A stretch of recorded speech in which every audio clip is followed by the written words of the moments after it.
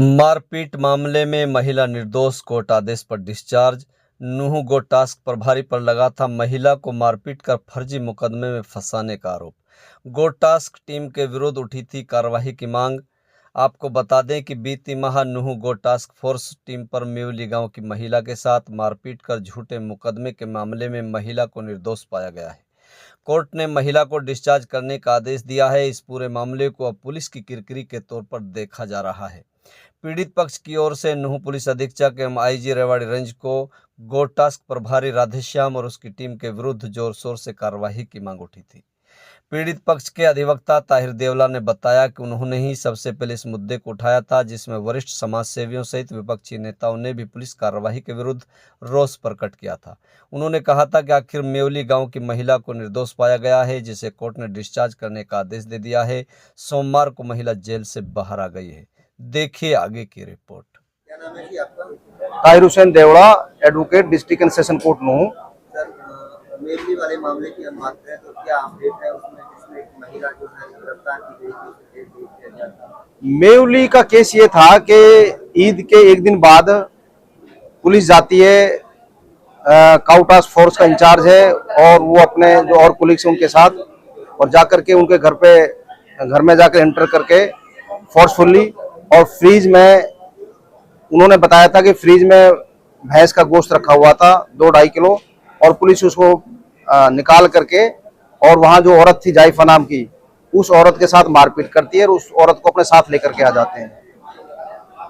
पहले उस औरत के साथ वही मारपीट करते हैं खुद इंचार्ज, और उसके बाद उसको स्टाफ में ला करके, और 2-3 पुलिस वाले उसके कमर पर, उसके पैरों पर बैठ करके, फिर जो खुद इंचार्ज है, जैसे औरत ने बताया कि उसके पैरों में सैकड़ों लाठियां मारता है, और उसके साथ ब्रूचुअली कोई लेडीज ऑफिसर नहीं थी, कोई लेडी पुलिस ऑफिशियल नहीं थी, और उसके बावजूद उन्होंने उनको इलीगली उनको वहां से लेकर आए, अरेस्ट करके लाए, उनको कन्फाइन करके रखा, उनके साथ 3rd डिग्री मेथड यूज किया, और उसके बाद फिर उसको एक 12 किलो मीट गाय की उनके ऊपर प्लांट करके, और एक नाजायज उसको जेल में डाल दिया।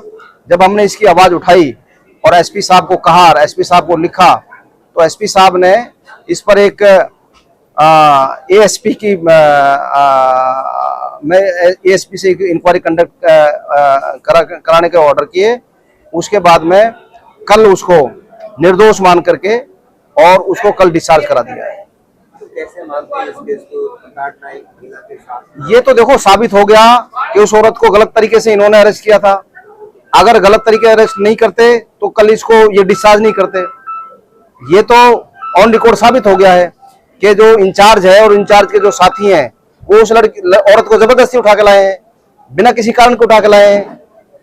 अगर वो उठा के लाए और केस सही था तो डिस्चार्ज नहीं हो सकती थी। अगर वो डिस्चार्ज हुई है, उसको निर्दोष माना है, तो इसका मतलब साफ ये जाहिर है कि पुलिस का जो काम है वो उस औरत को गलत तरीके से उठा के लाई है। तो हम ये चाहते हैं कि एसपी साहब नए हमारे एसपी हैं और वो इसको नोटिस करें, और जो भी ऑफिशियल्स हैं, कंसर्न पुलिस ऑफिशियल्स, उनके खिलाफ सख्त से सख्त कार्रवाई करें। और जो जिस तरीके से इन्होंने मेवात में, पुलिस का काम है रक्षा करने का, पुलिस का काम है सिक्योरिटी देने का, लोगों को सिक्योरिटी प्रोवाइड करने का, लेकिन अगर पुलिस ही इस तरीके के काम करेगी तो लोग कहाँ जाएंगे? तो एक असुरक्षित का जो माहौल जो बना हुआ है इलाके में, उस पर एसपी साहब को ध्यान देना चाहिए, और लॉ एंड ऑर्डर को मेंटेन करने के लिए, और पुलिस की एक छवि जो है वो एक अच्छी बनी रहे समाज में, उस समाज पुलिस के अपने उस पर यकीन करे, भरोसा करे, तो ऐसी पुलिस हमें चाहिए। तो एसपी साहब को ये 2-3 मैटर अभी आए हैं, इन 2-3 मैटरों पर ध्यान देना चाहिए, और जो रेस्पॉन्सिबल जो ऑफिशियल्स हैं उनके खिलाफ सख्त कार्रवाई करके ऐसा मैसेज देना चाहिए समाज में कि अगर कोई भी पुलिस वाला इस तरीके का गलत काम करेगा तो उसको बख्शा नहीं जाएगा, क्योंकि कानून सबके लिए बराबर है। एक थानेदार द्वारा महिला के साथ बदसलूकी और मारपीट की जाती है, वही महिला आपको रिहा हो चुकी है, उस मैटर को आप कैसा मानते हैं, क्या कार्रवाई इसकी होनी चाहिए? जो महिला एक दिन पहले जो पुलिस ने अरेस्ट की थी, बिना कोई सबूत और बिना कोई इंक्वायरी के एक पुलिस की ज्यादती थी और विदाउट कोई लॉ को पालन किए हुए उसको अरेस्ट किया था। और आज जब इनको यकीन हुआ कि ये गलत अरेस्ट हुई है तो उसको इनोसेंट डिक्लेयर किया है। और इस एवज में जिस अधिकारी ने उसको अरेस्ट किया था उसके खिलाफ भी वही एप्लीकेशन और वही सेक्शंस लगने चाहिए और उसके खिलाफ मुकदमा दर्ज होना चाहिए, उसके खिलाफ विभागीय कार्रवाई भी होनी चाहिए। ये पुलिस की प्रताड़ना है और पुलिस की जोर जबरदस्ती है। और इस सरकार में जो हो रहा है सर, इससे ज्यादा और कुछ नहीं हो सकता। पुलिस ने जो उठाया हुआ है, किसी भी मुकदमे में किसी भी आम आदमी को कहीं से भी कनेक्ट कर देते हैं। ये सब इनकी जो पावर्स हैं वो लिमिटेड पावर्स होनी चाहिए और जो फाल्सली इम्प्लीकेशन है तभी इनका घट सकता है। और एसपी साहब को भी ये सारा संज्ञान में लेना चाहिए कि आपके ऑफिशियल्स कहाँ जाते हैं और किस काम को अंजाम दे रहे हैं।